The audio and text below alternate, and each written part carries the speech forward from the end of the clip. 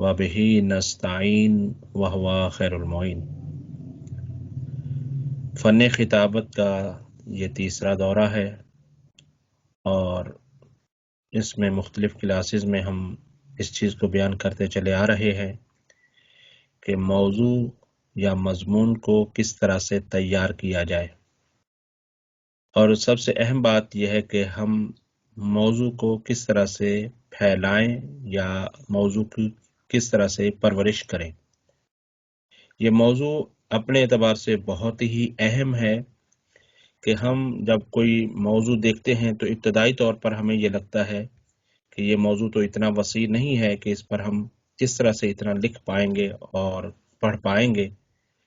लेकिन अगर उसको चंद चीज़ों के एतबार से देखा जाए और अपने जहन को आज़ाद छोड़ दिया जाए तो फिर यह है कि मौजू फैलता चला जाएगा और बल्कि इंशाअल्लाह ताला वो मौजू वसी हो जाएगा।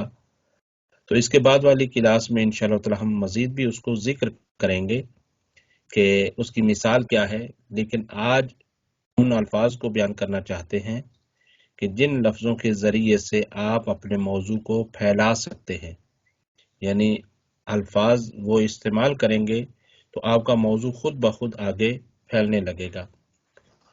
वो कौन से अल्फाज हो सकते हैं? तवज्जो से समाअत फरमाएं। आज के मुख्तसर और इंतहाई अहम तरीन मौजू है।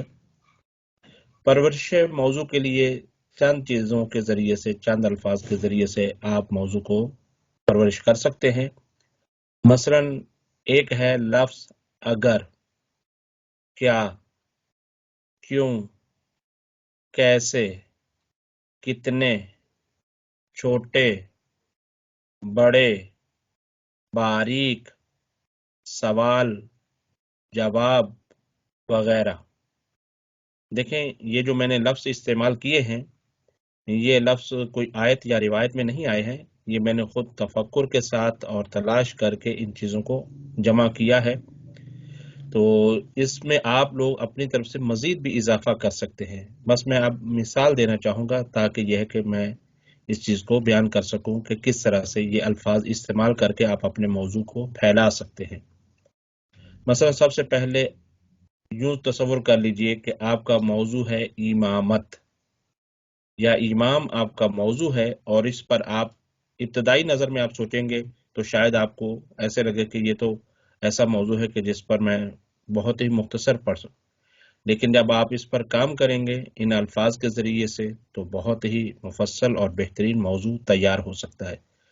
मसलन सबसे पहले अगर का जवाब यूं है कि अगर इमाम ना हो तो क्या होगा। क्या यानी क्या इमाम है, यानी इस तरह से सवाल बन। फिर इसी तरह से क्यों, इमाम की क्यों जरूरत है, क्यों इमाम जरूरी है। कैसे, इमाम को कैसा होना चाहिए, इमाम की शराइत क्या है, यानी कैसे इमाम हो। फिर इसी तरह से कितने, यानी इमाम की तादाद कितनी, 9 से कम 9 से ज्यादा, यानी 12 इमाम। फिर इसी तरह से छोटे बड़े, यानी क्या है, छोटे इमाम और बड़े इमाम। तो इसी तरह से यही है कि जैसे नबूवत के लिए यह है कि बाज छोटे और बाज बड़े नबी, जैसे यह है कि बाज नबी भी खुद अपने लिए आए, बाज अपने खानदान के लिए आए, बाज अपने इलाके के लिए आए। इसी तरह से इमाम भी बाज यह है कि अपने ज़माने के फ़कत इमाम हैं, उनकी इमामत मुसलसल नहीं है और दूसरे ज़माने पर मुहीत नहीं है। लेकिन इसी तरह से यह है कि इमामत के लिए भी छोटे और बड़े इमाम। तो यह है कि जो आखिरी हुज्जत हो गए, जो इमामत जब नबी रहमतुल लिल आलमीन होगा तो जो उनका जानशीन भी होगा वो भी उसी का कायम मकाम होगा। तो अब यह है कि आप इस सवाल के ज़रिए से, इसी तरह से सवाल और जवाब, आप कोई खुद सवाल बनाएं और फिर उसका जवाब तलाश करें। तो ऐसे करने से आपका मौजू आप देखेंगे कि फैलता चला जाएगा, मौजू में वुसाअत आती जाएगी, परवरिश पाता जाएगा। तो इन तरीकों पर चलते हुए आप अपने मौजू को वसअत दे सकते हैं। मुख्तसर है, मुफीद है, اور محنت اور زحمت سے یہ الفاظ تلاش کیے گئے ہیں. آپ ان الفاظ میں مزید بھی اضافہ کر سکتے ہیں. انہی الفاظ کے ساتھ اجازت چاہوں گا. والسلام علیکم ورحمۃ اللہ.